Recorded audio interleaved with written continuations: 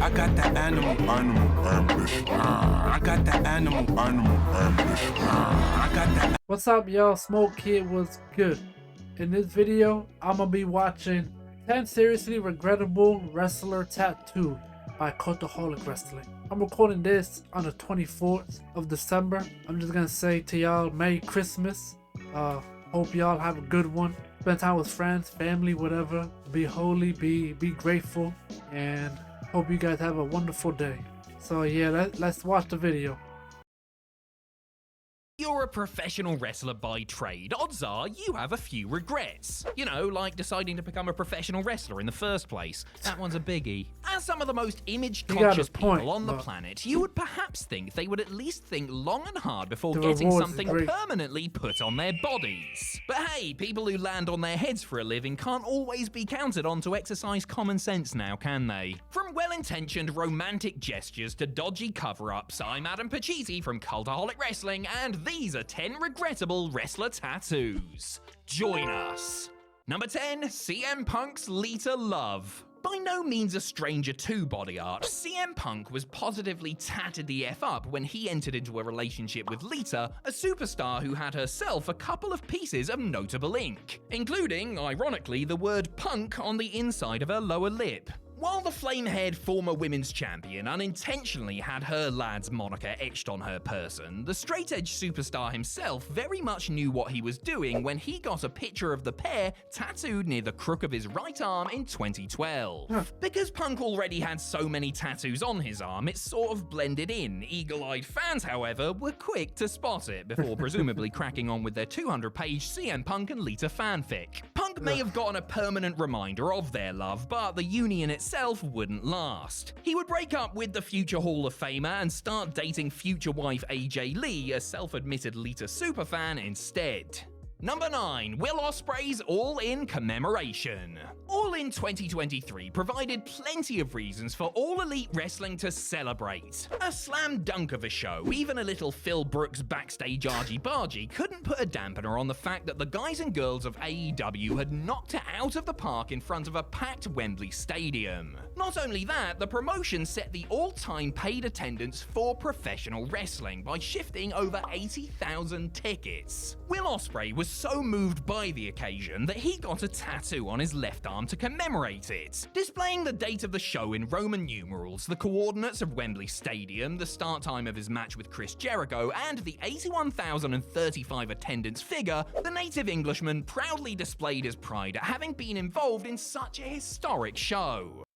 It's funny because I just seen this last night, a post on X of Will Ospreay was that tattoo, but it was stated, like, I don't know by who, that's not the real attendance record, like, or the real attendance number. I don't know where it lies, but of course, like, it's below it. I don't know if it's true or not, though. Well, for about a day anyway, because it soon emerged that the actual turnstile attendance for the show was in fact 72,265. There you go. After WrestleNomics released their figures, the aerial assassin posted a quickly deleted video bemoaning his haste while pointing out how hard the decision to get a tattoo was in the first place because his mum hates them. Oh, bruv. Number 8, Cody's neck tattoo. Cody Rhodes had the appearance of a classic pro wrestling babyface. Blonde hair, blue eyes, and handsome in that clean-cut sort of way, the American Nightmare looked like the all-American boy next door. And then he went and got a giant red, white, and blue splodge that covered half his neck. Cody had previously gotten some meaningful ink when he had the word dream tattooed across his left pectoral. Strategically placed right about where the heart is, the word was a tribute to his father, the late great Dusty Rhodes, aka the American Dream. That garish logo he had branded on his neck was pretty much a tribute to himself. Not that there's anything wrong with a bit of self-promotion, of course, but the tattoo rightfully got him mocked by both fans and his fellow wrestlers. In fact, even Cody's own wife Brandy admitted that she didn't like it. Cody himself has since said that the tat ended up being about twice the size of what the artist originally drew. The wrestling world has gotten used to it over the past couple of years, but it took some doing. I just hope when he finally wins the big one, he will do the right thing and get a full-size WWE title belt tattooed across his tummy. Number 7, Bron Breakker's Goldberg tribute. You're probably too proud to admit it now, but if you were watching WCW in the late 90s, you were 100% a massive Goldberg mark. We all were, because he was absolutely class. I mean, what's not to love about some jacked up former football player who tears people in two with a spear and walks through fireworks to get to the ring? Bron Breakker was clearly a fan of his old man's co-worker, because he got a suspiciously similar tattoo to the former WCW champion on his left arm. Yeah. During an appearance on the Out of Character podcast, Bron admitted that the tat was due to his Goldberg fandom. He also said he regretted doing it, calling it a mistake and noting that he was 18 and thus an idiot incapable of making good decisions, I guess, when he got it done. In fairness to Bron, there's a lot of naff tribal-style tattoos in wrestling, and his is really no worse than any of the others, at least on the surface. To him, and Randy Orton, I don't know if they can mention it, but Randy Orton did the same thing.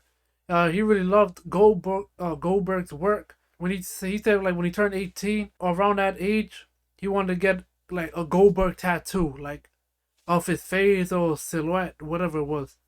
And then like people was going against it, like, nah, bro, what the hell? This like, nah, that just looks stupid or whatever. But then he decided like, cause I remember the tattoo he had like in 08 and or prior. It did look similar to Goldberg tattoo, and that's why he got it for. It was the markish origins and his own shame in having it that ultimately set his one apart. Number 6, John Tenter's Shark. John Tenter's tiger tattoo caused him issues when he was making a name for himself as a sumo star in Japan during the 1980s. Japanese culture frowned upon public displays of ink as tattoos were associated with unseemly characters like gangsters, so Tenter had to cover it up for his matches. The tat wasn't any old tiger tattoo, mind. It was a Louisiana State University tiger, acting as a reminder of Tenter's days as an NCAA level wrestler for LSU. It may have contained sentiments, but Tenter wasn't above modifying the design to fit his gimmick. After re-emerging in WCW as the Shark toward the tail end of 1995, the man formerly known as Earthquake suggested that he turn the big cat picture into one of the ocean's deadliest predator. The process took 24 hours to complete all told, and left Tenter with a new, bolder tattoo that took up much more space. Was it admirable commitment to a gimmick, or a short-sighted blunder? Unfortunately for Tenter, the Shark pretty much flopped, and he was forced to live with a painful visual reminder of the fact for the rest of his life. Number 5, Perry Saturn's face tattoo. That's trash. Everything about Perry Saturn was intimidating. He had the ripped physique, menacing aura, and cross-eyed death stare of a man you could just tell by looking at least some military experience. The one-time Army Ranger also had some gnarly-looking tattoos, including skulls, dragons, and even his own surname across his stomach. Presumably so you could look up and know exactly who was kicking your head in as he was doing it. Big Pez disappeared from public view for several years, but when he emerged, he had a new piece of ink for all to see, a Mike Tyson-esque face tattoo. Discussing the decision to get a face tattoo on his kayfabe commentaries U-shoot, Saturn revealed that he was messed up on drugs at the time and doesn't even really remember getting it done. Those must have been some pretty powerful drugs, because if somebody took a hot needle to my face, I don't think there's anything on the planet that would dull the talking about why does he gotta do that? Why does he have to do that? Come on, bro. Anything else? Why does he have to show that?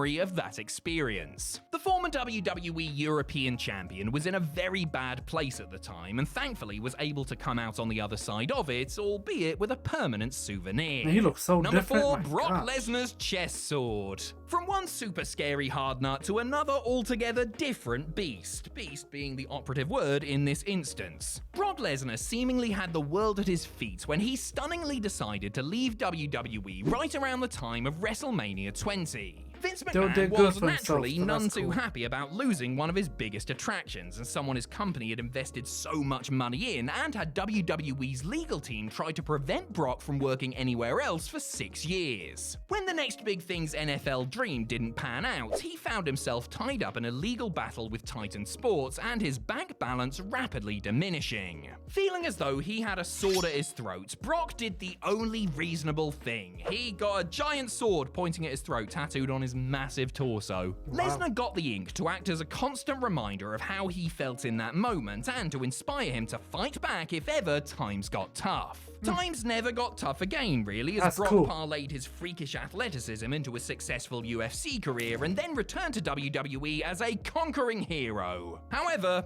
that phallic-looking thing on his chest remains. Number 3, KO's Taurus. Out of the millions and millions of wrestler tattoos, one stands above the rest as perhaps the most recognizable in all of sports entertainment. Dwayne Johnson may have given the Brahma Bull on his right arm a supersized upgrade which took about 30 hours to complete, but the original version was one of his trademarks with variations of it emblazoned on all manners of merch. One look at the right arm of Kevin Owens may have you thinking he had pulled a Bron Breakker and got his skin sketched in honor of his favorite wrestler. But look a little closer and you would see it wasn't actually a Brahma Bull, but rather a Taurus, the prizefighter's star sign. KO took a generic design from the internet, but added a nose ring without realizing the People's Champion's bull tat also had a similar piercing. Any similarity was unintentional, but perhaps Owens got sick of the assumptions because he also, like The Rock, had more ink added to the original and now has a right arm full of all kinds of wacky and wonderful pictures. Number 2, Paige's fist warning. A self-professed wild child with a rebellious streak, it is no surprise to find out Paige got some tattoos she lived to regret. Honestly, she'll be drinking White Lightning outside the corner shop and stealing her mum's cigarettes before you know it. Of the numerous tattoos she has on her body, the ones that unfortunately stick out the most are the matching set on the side of her right and left hands. On one, she has Talk Sugar, and on the other one, she has Get Bit. Put them together and you have a stern warning from the anti-diva. Not too terribly long after getting them done, however, the then 26-year-old freely confessed that having an expletive put on her hand was probably not the best idea. Coming at a time when it looked as though her in-ring career might have been over for good, she conceded that it could have prevented her from getting acting gigs and expressed her desire to get them removed or at least covered up with something less offensive. She has yet to do so, which must be the reason Meryl Streep keeps on getting all those movie roles. Number 1, The Undertaker's. The Undertaker's portrayal of an unstoppable zombie mortician was scary enough before he decided to add an extra layer of menace by getting inked up like a Hell's Angels member. Along with sleeves of demons and skulls, the Phenom also got BSK marked onto his stomach in tribute to the so-called Bone Street crew members he knocked about with backstage. Showing a softer side after transitioning into the American Badass version of his gimmick, Taker gave a rare peek into his personal life by getting the name of his wife tattooed on his throat. Now, you might think there's a couple of risky things about getting a tattoo like that. There's the question of, what if we get a divorce? And, you know, the whole letting a man stab your throat with needles business to consider as well. Well, the pain of getting the tattoo done probably didn't compare to the pain of the divorce, or the subsequent procedure to cover up Sarah's name with a different, more elaborate design. Mark, if you're watching, please resist the urge to get McCool plastered on your massive forehead. Thanks for watching! Yeah, it was a cool bit. And he had that tattoo removed too, that Sarah tattoo. No, I remember that when I first started watching No Way and playing the video game. I don't know. Like me, I don't got any tattoos, but if or when I do, I want something to be meaningful and stuff. Know what I mean? Like, I was hoping like someday, right? Like the ideal, cause I already got the tattoo in my head. Ideally, I want a snake wrapped around on my left arm, right? And then I want a dragon wrapped around in my right arm, right? Even though, you know, dragon don't exist, it looked like some kind of evolution, know what I mean? From a snake to a dragon. Like, do what you think is unthinkable, right? What seems impossible, and then you can elevate. I don't know, it's weird to describe, bro. Honestly, I just got it from Naruto, and I heard that. I'm like, oh, that's pretty cool. Like, you know, like, cause dragon, though fictional, looks pretty much like a reptile, bro. Unlike snakes, it got legs and wings, but it's still pretty badass. Like that ass. Cause I remember it was like one character. He said, like he was an antagonist of the series, not the main one, but he was an antagonist of the series. He said, "I've gone from a snake into a dragon," and he was like a OP character. I was like, oh snap, how you gonna beat this guy? Know what I mean? So that's where I got the idea from. To me, at least, it kind of makes sense. But yeah. So yeah, Merry Christmas, y'all, and thank you guys for watching. Peace. I'm out.